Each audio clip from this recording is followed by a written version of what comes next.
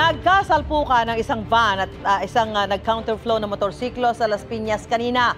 Ang nahulikam na aksidente sa unang balita live ni Bam Alegre. Bam? Susan, makikita ninyo sa ating likuran, ito yung van na nakasalpukan ng isang motorsiklo dito sa Las Piñas. Nasawi ang motorcycle rider. Hulikam ang pag-counterflow ng isang motorsiklo sa Diego Serra Avenue sa Las Piñas bago mag-alas 3 na madaling araw kanina.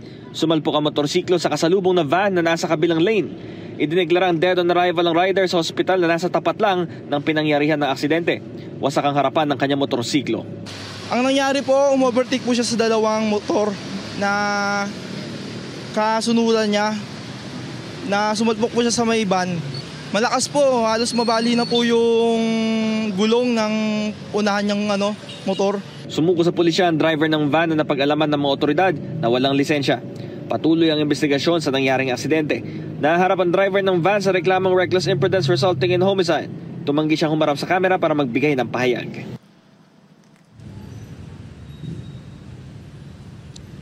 Susan, dumating na rin yung kaanak nito na sabi motorcycle rider at emotional sila rito sa may police station pero tumanggi sila magbigay ng pahayag. Ito ang unang balita dito sa Las Piñas, Bam Alegre para sa GMA Integrated News.